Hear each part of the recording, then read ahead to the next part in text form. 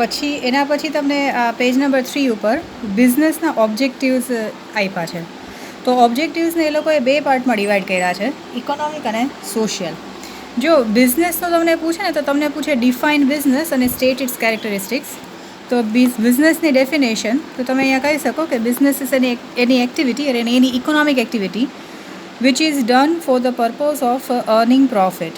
કેરેક્ટરિસ્ટિક્સમાં આ તમે બધામાં હેડિંગ કરી અને એક બે સેન્ટેન્સ લખી શકો. લાઈક ઓબ્જેક્ટિવ ઓફ પ્રોફિટ છે તો કહી શકો કે by selling the products or services at a price higher than the cost price a businessman or we can say that profit is earn.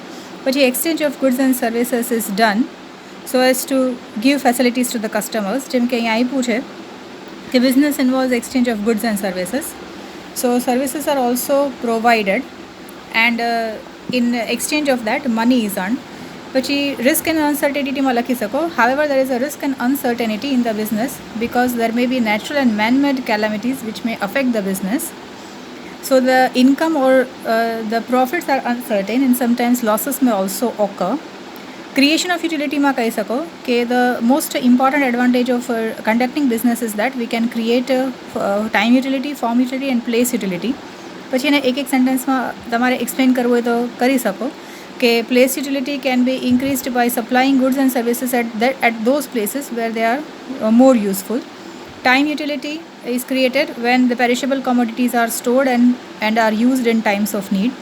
અને ફોર્મ યુટિલિટીમાં કહી શકે કે wood can be converted into furniture to increase the form utility. ને તો અહીંયા જે આપ્યું છે કે ફિનિશ ગુડ્સમાં આપણે કન્વર્ટ કરી શકાય.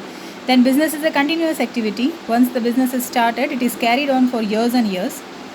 પછી રિક્વાયરમેન્ટ ઓફ મની છે તો એમાં એ કહી શકો કે for conducting business money is required for investing in purchase of goods and that is purchase of raw materials for producing finish goods and services and it is an economic activity. ઓબ્જેક્ટિવ્સમાં એ similar જેવું છે કે the main objective of business is to earn profit. અને profit જે છે એ motivating force or barometer છે. જેટલું વધારે પ્રોફિટ હશે એટલું વધારે એફિશિયન્ટ બિઝનેસ છે ને. Higher the profit greater will be the value of business or reputation of the business. સો અહીંયા આપ્યું છે કે હાવેવર અત્યારના તો એવું છે કે ભાઈ ફેર પ્રોફિટ કમાવવો જોઈએ, અત્યારના ચીટિંગ કરીને પ્રોફિટ્સ ન કમાવી શકે. So business unit can be acknowledge by the society can survive in the competition by earning fair profit. જો ફેર પ્રોફિટ કમાતા હોય પછી બહુ એક્સપેક્ટેશન કરશે કસ્ટમરને, જેમ કે વધારે પ્રાઇસ ચાર્જ કરશે અને ખરાબ પ્રોડક્ટ્સ આપશે તો કસ્ટમર્સ એકવાર છેતરાશે પછી બીજી વખત એ કંપનીના પ્રોડક્ટ્સ નહીં પરચેઝ કરે. પછી મેક્ઝિમાઇઝેશન ઓફ વેલ્થ જે છે એ એનો અનધર ઓબ્જેક્ટિવ છે. જો આ ઇકોનોમિક ઓબ્જેક્ટિવ્સ છે, ઇકોનોમિક ઓબ્જેક્ટિવ્સ કે જેમાં પૈસા વધારે ભેગા કરવાના છે તો પ્રોફિટ જેટલો વધારે કરશે એટલા પ્રોફિટમાંથી પૈસા ભેગા થશે. મેક્ઝિમાઇઝેશન ઓફ વેલ્થમાં કહી શકાય કે પ્રોફિટ જે છે, object of profit is a short term concept છે પણ ગ્રેજ્યુઅલી કોઈ લોકોનો એક્સપાન્શન માટે ટાર્ગેટ કરતા હોય. જેમ કે લેટ અસ સે કે બાલાજી તમે એક્ઝામ્પલ લ્યો, બાલાજી જે કંપની છે, ફેક્ટરી જે છે રાજકોટમાં છે તો બહુ નાના બેઝિસ પર એ લોકોએ સ્ટાર્ટ કરી હતી અને ગ્રેજ્યુઅલી એટલું એક્સપાન્શન કર્યું છે કે ઓલ ઓવર ઇન્ડિયામાં એ લોકો પોતાના સેલ્સ કરે છે ને. તો ખાલી ગુજરાતમાં જ લિમિટેડ હતું. સો ધીમે ધીમે એ લોકો ટાર્ગેટ કરે કે નાનામાંથી મોટું બિઝનેસ થતું જાય. સો અહીંયા આપ્યું છે કે પ્રોફિટ મોટિવ તો શોર્ટ ટર્મ છે પણ મેક્ઝિમાઇઝેશન ઓફ વેલ્થ જે છે એ લોકોનો લોંગ ટર્મ ઓબ્જેક્ટિવ્સ છે. The projects which increases the wealth of business at a long run are accepted. ને એ લોકો ડિસાઇડ કરે કે ભાઈ એવી રીતે બિઝનેસ કરીએ ઓર એવી રીતે કંઈક એક્સપાન્શન કરીએ. જેમ કે આપણે કહીએ કે લેટ અસ સે કે બાલાજી વેફર્સ જે છે એ પહેલાં લિમિટેડ પ્રોડક્શન કરતું હતું પણ એ લોકોની ક્વોલિટીના લીધે એ લોકોના પ્રોડક્ટ્સ એટલા સારા ડિમાન્ડમાં આવ્યા કે ઇવન ગુજરાતમાં નહીં, ગુજરાતની બહાર પણ એની ડિમાન્ડ છે. તો એ લોકો પોતે નવા પ્લાન્ટ્સ નાખી શકે ને, નવા મશીન્સ ઇન્સ્ટોલ કરી શકે સો દેટ એ લોકો પોતાની જે પ્રોડક્શન કેપેસિટી જે છે એ વધારે ઇન્ક્રીઝ કરી શકે.